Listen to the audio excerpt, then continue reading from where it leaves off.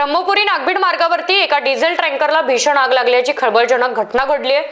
वन्य प्राण्यांच्या सुरक्षिततेसाठी बांधण्यात आलेल्या अंडरपासच्या कामावरती हा टँकर आला असताना अचानक ही आग लागली। आगीचे स्वरूप इतके रौद्र होते की काही काळासाठी या मार्गावरील वाहतूक पूर्णपणे ठप्प झाली।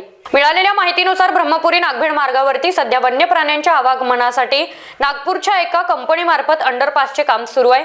या कामावरील मशिनरीला डिझेलचा पुरवठा करण्यासाठी सायंकाळी 5:30 वाजताच्या सुमारास असलेल्या टँकरच्या इंजिनपासून अचानक धूर निघू लागला आणि काही क्षणामध्ये संपूर्ण टँकर जळून खाक झालाय।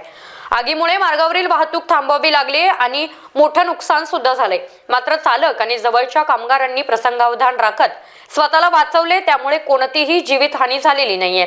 अग्निशमन दलाच्या प्रयत्नांनी आगीवरती नियंत्रण मिळवण्यात आले असले तरी आगीचे नेमके कारण अद्याप सुद्धा स्पष्ट झालेले नाहीये। विनोद दोनाडकर, स्टार महाराष्ट्र न्यूज, ब्रह्मपुरी। नवनवीन घडामोडी पाहण्यासाठी स्टार महाराष्ट्र न्यूजला सबस्क्राईब करा आणि ताज्या बातम्यांचे अपडेट मिळवण्यासाठी बेल आयकॉनला प्रेस करा आणि परिपूर्ण बातमीबरोबर रहा, इतरांपेक्षा एक पाऊल पुढे।